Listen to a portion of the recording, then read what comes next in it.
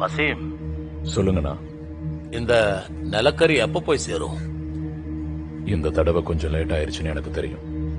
பிலால் கிட்ட சொல்லிட்டேனா சீக்கிரமே 80 ட்ரக் நிலக்கரி போய் சேர்ந்துடும். வசீம், இப்ப உன் மனசுக்குள்ள என்ன இருக்குன்னு எனக்கு நல்லாவே தெரியும். ஆனா தொழில் ரொம்ப முக்கியம். பழி வாங்கறதுக்கு சரியான நேரம் வரும். கொஞ்சம் காத்திருக்கணும். சாவுக்காக மட்டும்தான் காத்திருக்கணும்னா சரியான நேரத்துக்கு இல்ல. இப்போ உங்ககிட்ட இருக்கிற பலவீனமான அரசியல் என்னோட மரியாதைய காயப்படுத்துது. வச்சிடுறேன்.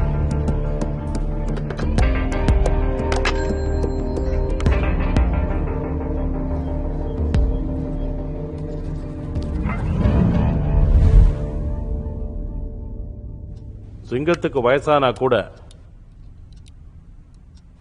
எந்த பிரச்சனையும் இல்ல பூஜாரி அண்ணா. ஆனா சிங்கம் சிங்கம் மாதிரி நடந்துக்காம இருந்தாதான் பிரச்சனையே. தாக்கூர் சார், இங்க எனக்கு உண்டான பிரச்சனைக்கு தீர்வு கிடைக்குன்னு வந்தா நீங்க எனக்கு அட்வைஸ் பண்ணிக்கிட்டு இருக்கீங்க. அட்வைஸ் கேட்கறதுக்காக தான் அலகாபாத்ல 6 வருஷத்துக்கு ஒரு தடவை பாபாவை பார்த்துட்டு வந்துட்டு இருக்கல்ல. நீங்க வசீமை விட்டுட்டா நல்லா இருக்கும்னு தோணுது. பூஜாரி சார், பணமும் பவரும் வேணும்னா நீங்க விஜய பிடிங்க. விஜய் சிங் அந்த வசீமோட தலை மேல ஏறி நிக்க ஆரம்பிச்சுட்டான். நான் சொல்றதை கேளுங்க. அந்த விஜய கைக்குள்ள போட்டுக்கோங்க. எதுக்கு சிரிக்கிறீங்க? என்ன பார்த்தா கிண்டலா இருக்கா? ஆமா, உங்களுக்கு என்ன தோணுது? பார்ட்டி வசீமோட கைய ஒதுக்கி வச்சுட்டு விஜயோட கைய பிடிச்சா எல்லாம் சரியாயிடும் நினைக்கிறீங்களா? நான் என்ன நினைக்கிறேன் நினைக்கலங்கிறதெல்லாம் விஷயமே இல்ல. பார்ட்டியில இருக்கிற எல்லாருக்கும் இப்படி தோணுது. நமக்கு மேல இருக்கிறவங்களும் இப்படிதான் நினைக்கிறாங்க. ஏன்னா சங்கர் திவாரியையே விஜய் சிங்கால எதிர்த்து நிக்க முடியும். அவங்ககிட்ட தைரியம் அதிகமா இருக்கு. தாக்கூர் சார், நான் ஒரு அட்வைஸ் கொடுக்கவா? ஏதோ தெரியாம ஒரு விஷயம் உங்க மைண்ட்ல வந்துடுச்சு. ஆனா தெரியாம கூட இந்த விஷயத்த உங்க மைண்ட்ல இருந்து வெளியே கொண்டு வந்துடாதீங்க. ஒருவேளை வசீம்க்கு மட்டும் நீங்க இப்படி ஒரு விஷயத்த யோசிக்கிறீங்கன்னு தெரிஞ்சதுன்னா அப்புறம் உங்களுக்கு என்ன ஆகும்னு நீங்க யோசிக்க கூட முடியாது. நான் போறதுக்குள்ள ஒரு விஷயத்த உங்க எல்லார்கிட்டயும் சொல்லிடுறேன். முதலமைச்சர்கிட்ட நான் சொன்னேன்னு ஒரு வார்த்தையை நீங்க சொல்லிடுங்க. அது என்னன்னா, என் தோட்டத்துல 20 பூக்கள் இருக்கு. அதை என்ன பண்ணணும்னு சொன்னா நான் செய்யறேன்.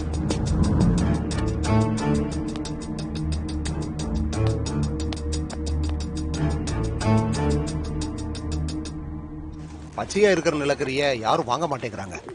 எல்லாரும் திட நிலக்கரி தான் கேட்கறாங்க. உங்ககிட்ட இருந்து நிலக்கரி வாங்கியும் அதை நாங்க விற்க முடியலன்னா அப்புறம் எதுக்காக நாங்க அதை வாங்கணும்? ஆட்கோல் தான் எல்லாருமே கேக்குறாங்க. செய்யறது சுலபம் தான். ஆனா என்ன? ஆட்கோல் பண்ணணும்னா அரசாங்கத்துக்கிட்ட இருந்து லைசன்ஸ் வாங்க வேண்டி இருக்கும். சுற்றுச்சூழல் பாதிக்கப்படக்கூடாது. இப்படி நிறைய விஷயங்கள் இருக்கு. அடுத்த முறை நாங்களும் திட நிலக்கரியை கொடுக்கிறோம். நீங்க ஒண்ணு கவர்மெண்ட பத்தி பெருசா யோசிக்க வேண்டாம். ஆனா ஒரு விஷயத்துல மட்டும் நீங்க கவனமா இருங்க. நிலக்கரியை எங்க கிட்டதான் வாங்கணும். புரிஞ்சுதா?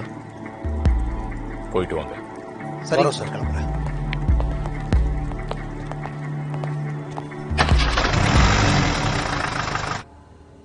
ஆனா அந்த பீகாரோட ட்ரக் வேலை எல்லாம் முடிஞ்சது இல்ல?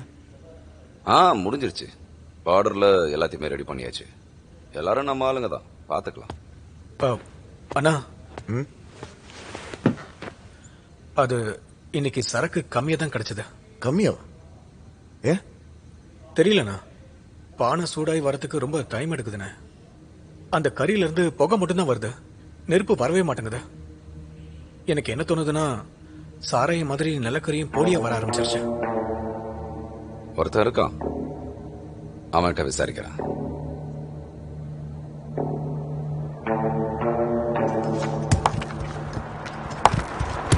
பாத்து கவனமா. எவ்வளவு லோடிங் ஆகணும்? 2 லோடு சார். இவ்வளவு கம்மியா இருக்கு. போய் வேலை பாரு. போ. ரத்தன் சிங், என்னப்பா என்ன யோசிச்சுட்டு இருக்க? என்னத்தை யோசிக்கிறது? ஹார்ட் கோக்கோட விலைய நான் தான் முடிவு பண்ணுவேன். உனக்கு ஓகேன்னா சொல்லு. பச்சை நிலக்கரி நீ கொடுத்தேன்னா உனக்கு திட நிலக்கரி நான் தருவேன். என்ன புரிஞ்சுதா? அப்படியா? நல்ல விஷயம் தான். தக்கையான புண்டா, நீ யார் முன்னால நின்னு பேசிட்டு இருக்கேன்னு தெரியுமாடா? ரேட்ட நீ தான் முடிவு பண்ணுவியா? இல்ல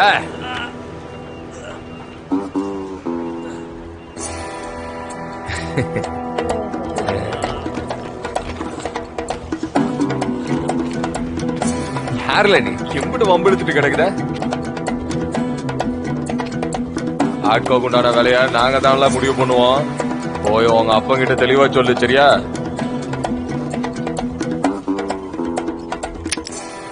உன் பயிலோட கூட்டமா கூட்டிட்டு வந்திருக்கல, இவனுக்கு தைரியம் இருக்கான்னு போய் சோதிச்சு பாருல. இங்க இருந்து கிளம்பல. என்னத்துல பாக்குத?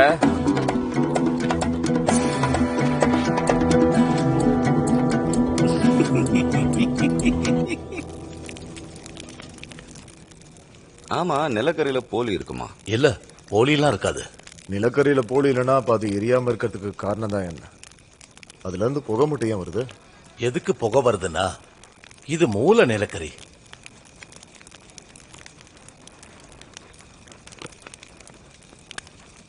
மூல நிலக்கரியா? ம், ஆமா, இந்த ரெண்டுத்துக்கும் என்ன வித்தியாசம் இருக்கு? கொஞ்சம் இதை புரியுற மாதிரி சொல்லுங்களேன். தோண்டி எடுக்கிற நிலக்கரிய பச்சை நிலக்கரின்னு சொல்லுவாங்க. நிலக்கரியில பல விதமா இருக்கு. ஒவ்வொன்றுக்கும் தனித்தனி முக்கியத்துவம் இருக்கு. அதோட முக்கியத்துவத்தை பொறுத்து அதுக்கான மதிப்பும் இருக்கு. மூல நிலக்கரிய நல்லா வேக வச்சு திட நிலக்கரியா உருவாக்குவாங்க. இதுக்கும் வேற மதிப்பு இருக்கு. நிலக்கரி எடுத்துட்டு வரதுக்கு ட்ரக்ஸ் தேவைப்படும். ஒன்னு இல்ல, ரெண்டு இல்ல, நிறைய தேவைப்படும். இந்த ட்ரக்ஸ் அனுப்புறதுக்கும் வியாபாரம் இருக்கு. வெயிட் அதிகமாக்கி இல்லாட்டி கம்மி பண்ணி இந்த நிலக்கரிய திருடுவாங்க. இது எல்லாத்தையும் ஒரு இடத்துல தான் ஏல விடுவாங்க.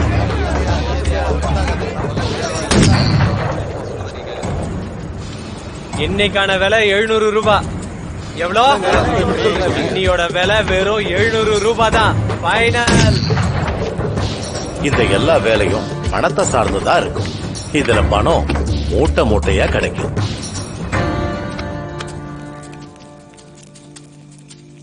சரி, இந்த தொழில முதல் இடத்துல யார் இருக்கா? இந்த தொழில்ல வசீம் கானும் பூஜாரி சிங்கும் தான் முதல் இடத்துல இருக்காங்க.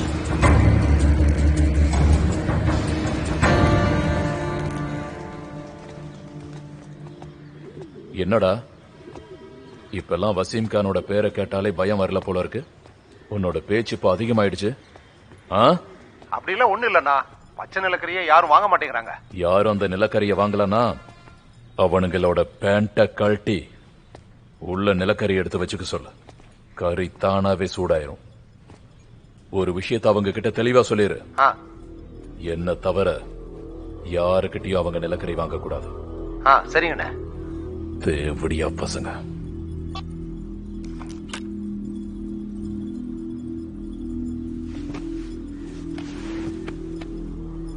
பேர் என்ன? பாண்டே, ஷங்கி பாண்டே.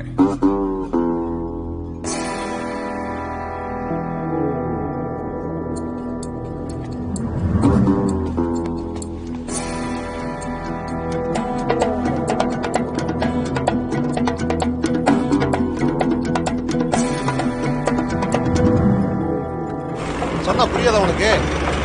அவளுங்க வேலையை பாரு. 2 பேர் போங்க, போய் வேலையை பாருங்க. போங்க, பேசிட்டு இருக்காம வேலையை பாருங்கடா. டேய்,